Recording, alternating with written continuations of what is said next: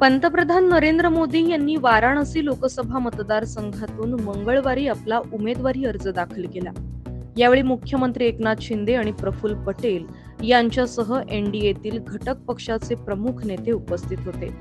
यावेळी प्रफुल्ल पटेल यांनी पंतप्रधान मोदींना खास भेटवस्तू देत त्यांच्या डोक्यावर जिरेटोप चढवला होता।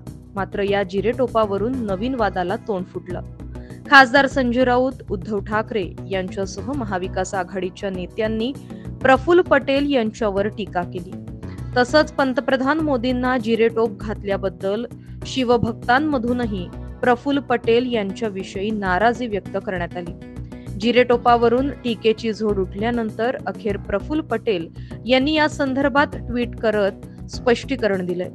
हिंदवी स्वराज्याचे संस्थापक युगपुरुष छत्रपती शिवाजी महाराज हे आमचे आराध्य दैवत आणि प्रेरणास्थान आहेत।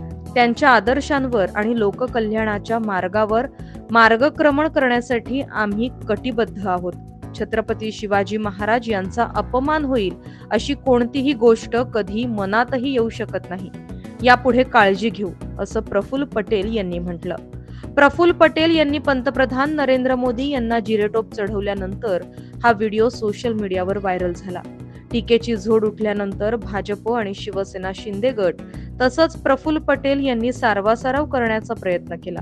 यावर आता खासदार प्रफुल्ल पटेल यांनी ट्विट करून त्यांची भूमिका मांडली आहे। तसंच मोदींना घातलेल्या जिरेटोपामध्ये मोदींचा दोष काय असा सवालही त्यांनी उपस्थित केलाय। Bureau report, Maharashtra news 24।